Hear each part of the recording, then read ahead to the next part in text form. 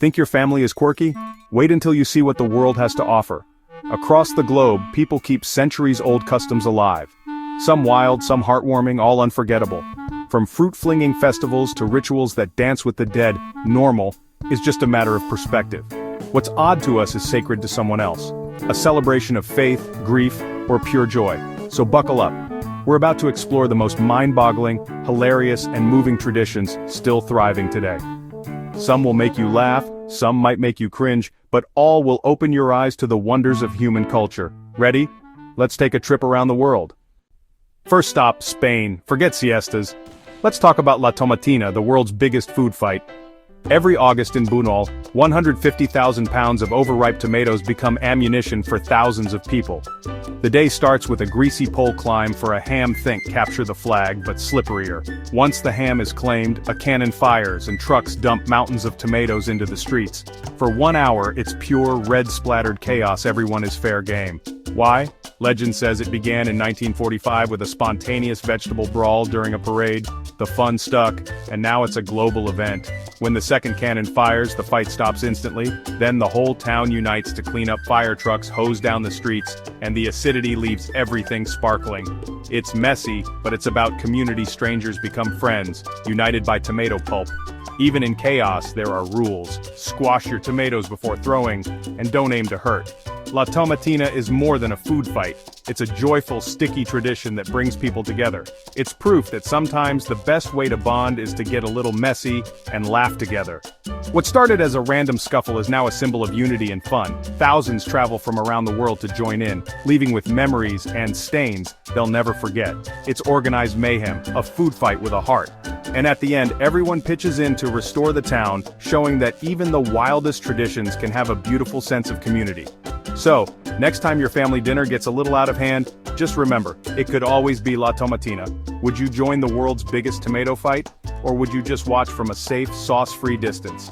Either way, it's a tradition that proves fun, and togetherness can come from the most unexpected places, and that's what makes it so special. On to the next wild tradition. Still in Spain, but this time it's babies and devils welcome to El Colacho.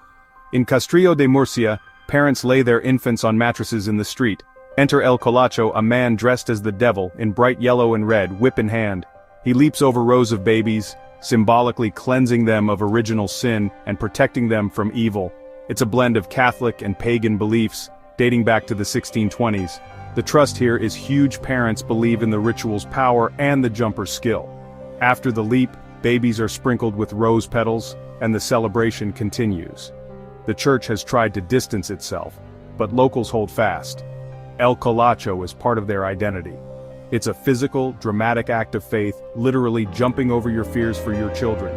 Outsiders might see absurdity, but for the village, it's a cherished tradition. It's about community, protection, and a leap of faith sometimes, quite literally. Would you let a devil jump over your baby? For these families, it's a rite of passage, a blend of the sacred and the surreal.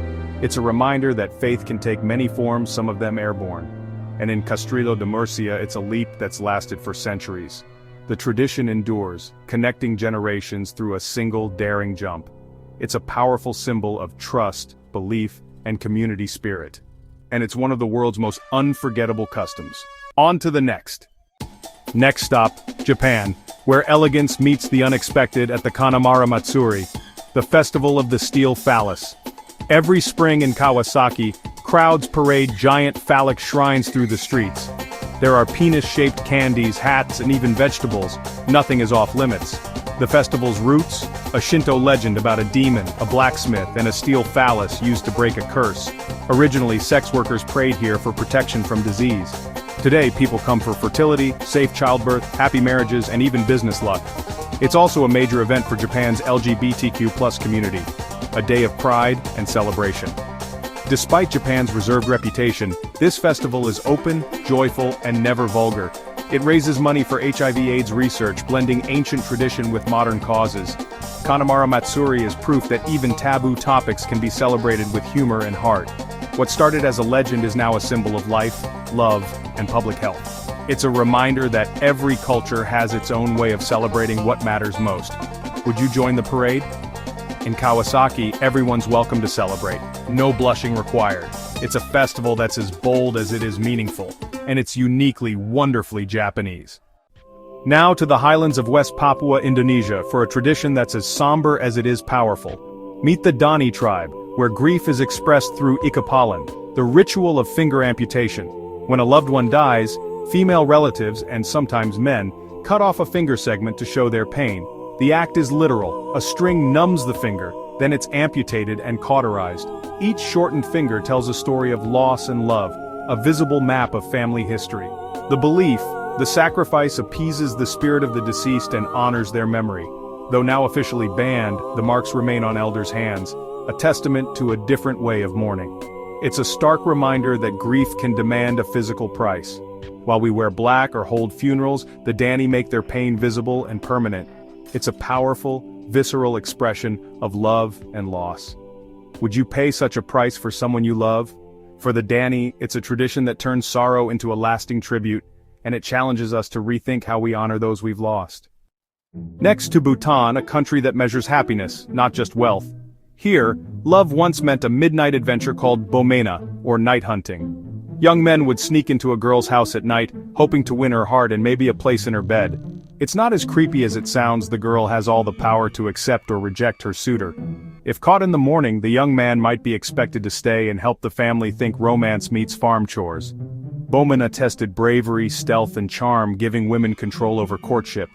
With modernization, the tradition is fading, replaced by social media and changing norms. But it remains a fascinating chapter in Bhutan's cultural history.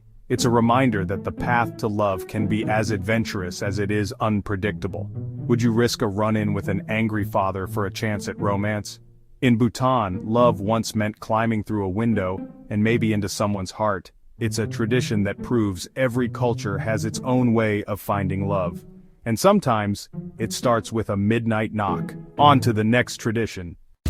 Now to Madagascar, where the living and the dead celebrate together at Famadihana, the turning of the bones. Every few years, families open ancestral tombs, bring out the wrapped remains and throw a massive party. There's music, dancing, feasting, and laughter.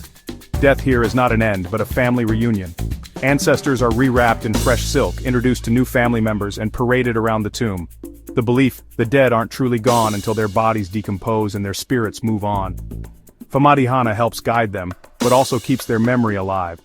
Outsiders might see it as morbid, but for the Malagasy, it's the highest form of respect. It's about honoring lineage, sharing stories, and strengthening family bonds, living and dead. The festival brings together extended families, reinforcing community ties and passing down history. It's a joyful, communal experience that challenges Western ideas about death. Would you dance with your ancestors? In Madagascar, it's a celebration of life, memory, and connection. It's a tradition that turns mourning into music, and it's one of the world's most beautiful tributes to family. On to our final tradition. Finally to England for a tradition that's pure, delightful chaos, the Cooper's Hill cheese rolling. Every year, a 9-pound wheel of cheese is sent hurtling down a steep hill, with dozens of people tumbling after it. The hill is so steep, staying upright is impossible. It's less a race, more a spectacular fall. The first to the bottom wins the cheese, but the real prize is the glory, and maybe a few bruises.